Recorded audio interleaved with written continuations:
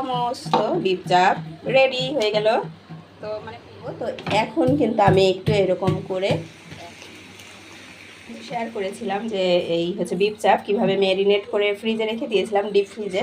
তো আমি কিন্তু একটু মাংসটা করে নিতে, একটু ছেঁচে নিতে হয়, সেটা নিতে কিন্তু ভুলে গিয়েছিলাম। তো আজকে হচ্ছে রান্না করব। তো এখন কিন্তু আমি একটু এরকম করে পাটার উপর দিইনি, তাহলে একদম বেশি থেতলে যাবে। চপিং বোর্ডের উপর নিয়েছি, আর এই যে ছোট্ট একটা শিল নিয়ে নিয়েছি। তো এটা দিয়েই কিন্তু আমি এরকম করে তারপরে কিন্তু একটু ফ্রাই করে নিব। এই যে এখানে কিন্তু আমি কিছু দিয়েও দিয়েছি, আর এই বাকিগুলো কিন্তু এখানে আমি করে নিচ্ছি। এগুলো এক এক করে দিয়ে নেওয়ার পরে কিন্তু বড় সাইজ হয়ে যায়। আর এই যে একটু কিন্তু ফ্রাই করে নেওয়ার পরে আবার কিন্তু এরকম ছোট হয়ে যায়। এই যে আমি কিন্তু এটাও দিয়ে দিলাম। বাচ্চারা বলছে যে এখন একটু ওরা নাস্তা করবে, এই জন্য আমি কিন্তু এটা দিয়ে রাতের খাবার তৈরি করব। যেহেতু গরুর মাংস হতে কিন্তু একটু সময় লাগে, এই জন্যই কিন্তু এরকম করে নিলে ভালো হয়, না হলে কিন্তু খেতে ভালো লাগবে না। তো উল্টিয়ে পাল্টিয়ে দিয়ে কিন্তু আবারও ঢেকে তারপরে কিন্তু রান্না করে ফ্রাই করে নিব। তো দেখো বিফ চাপ রেডি হয়ে গেল। তো ভুল করেছিলাম প্রথমে, ভুলের কিন্তু মূল্য দিতে হয়েছে আমাকে। এই যে আমি কিন্তু সমস্তগুলাই একে একে এই যে সব রেডি করে নিয়েছি। মূল্য দিতে হয়েছে বলতে এই যে সব জায়গায় কিন্তু এরকম ছড়িয়ে পড়েছে, এই যে আমার ফ্লোরের মধ্যে, কাপড়ে, সব কিছুতে সব কিছু নোংরা হয়েছে। যদিও আগে সস দিয়েছিলাম, এখন একটু দিয়ে দিচ্ছি। সসের প্যাকেটটা ওরা খুলে রেখেছে, এই জন্য। বাকি মশলাটা দিয়ে দিলাম যেটা বেঁচে ছিল সেটা। আর হচ্ছে যখন ম্যারিনেট করেছিলাম তখন কিন্তু আমি তেল ইউজ করিনি, এখন একটু সরিষার তেল দিয়ে দিব।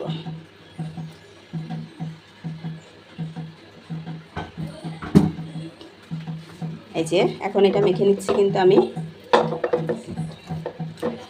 তেলের মধ্যে মেখে রাখবো। এটা আমি পরে রাতের জন্য করব, এখন বাচ্চাদের নাস্তার জন্য এই যে একটু রেডি করছি।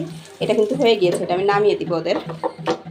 আমরা সস দিয়ে খাবো, চিলি সস না, সুইট চিলি সস। আব্বা ওকে খাও,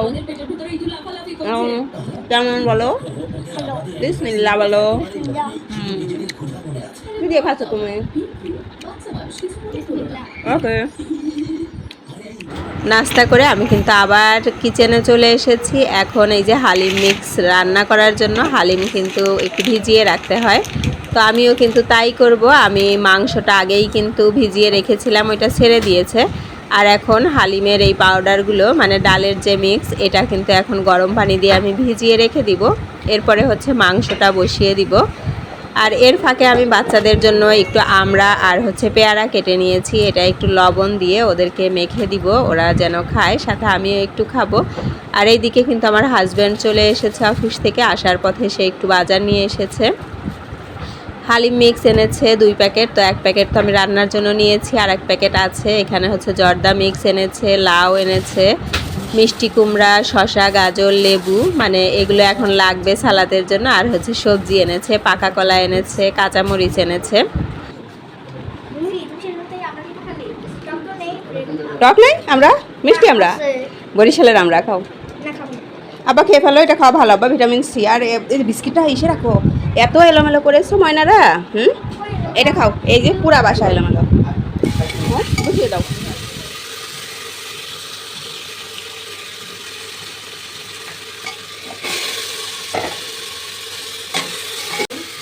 আছে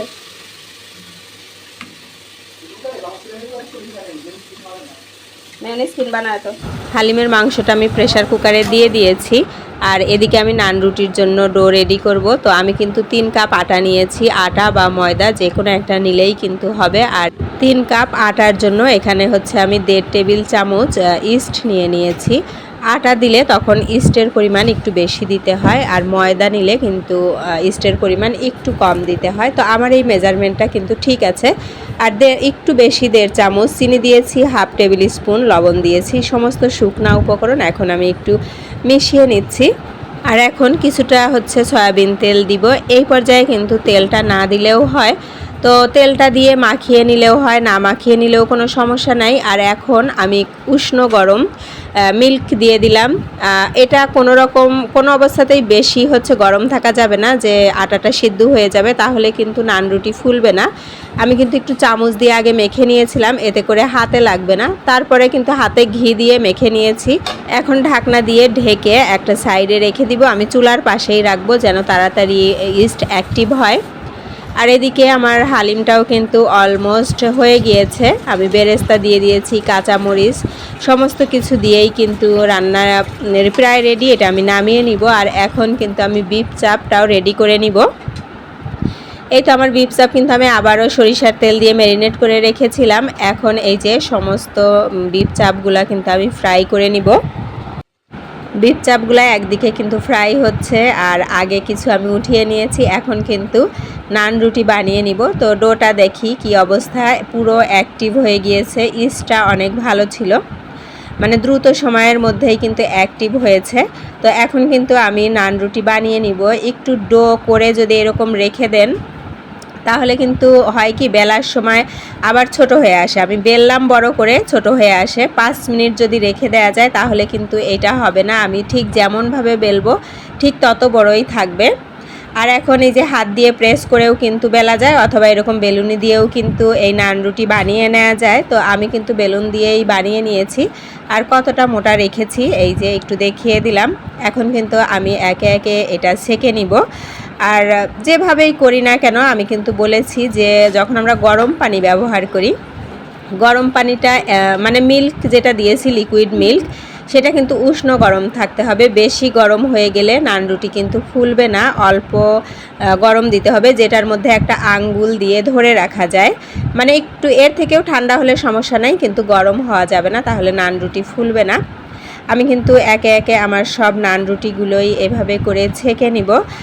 মানে অনেক দাম একটা নান রুটি কিনতে গেলে, হয়তো 40 টাকা 50 টাকা এক একটা নান রুটির দাম। তো বাসায় কিন্তু এভাবে বানিয়ে নেওয়া যায়। আর রুটি বেলার জন্য যে পদ্ধতির কথা বললাম, যে 5 মিনিট আগে লেচি করে রেখে দিলে রুটি বেলতে কিন্তু খুব ইজি হয়। মানে ঠিক যতটা বেলবো ততটাই হবে, না হলে কিন্তু বেলার পরে ছোট হয়ে আসবে। একদিকে নান রুটি হচ্ছে আর এদিকে কিন্তু আমি টেবিলে খাবারগুলো রেডি করছি। তো হালিমটা বেড়ে নিচ্ছি আমি, একটু লেবু দিয়ে দিলাম, এখন টেবিলে দিয়ে দিব। আর এই যে নান রুটি, আমার সবগুলো নান রুটি কিন্তু সেঁকে নেওয়া হয়ে গিয়েছে। এখন আমরা সবাই কিন্তু খেতে বসবো। আমরা 5 জন কিন্তু টেবিলে খাবার নিয়ে বসে পড়েছি। আর আমার হাজব্যান্ড কিন্তু এই যে সালাদ রেডি করেছে। সালাদ ছাড়া আসলে এগুলো খাওয়া যায় না, একটু ড্রাই লাগে। আর সাথে যেহেতু হালিম আছে আরও কিন্তু বেশি মজার হবে খাওয়াটা। তো আমরা সবাই মিলে খেয়ে নেই। আর যারা ভিডিওতে এখনও লাইক করেননি প্লিজ একটা লাইক করে দিবেন। আর ভিডিও সম্পর্কে আপনার যদি কোনো মতামত থাকে সেটাও কিন্তু কমেন্ট সেকশনে আমাকে কমেন্টে জানিয়ে দিতে পারেন।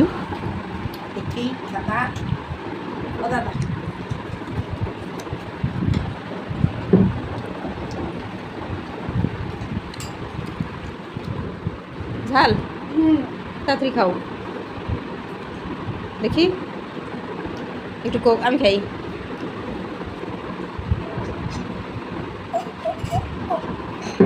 খাও খাও, মুখে দাও তো দেখি তোমার এটার মধ্যে মাংস আছে।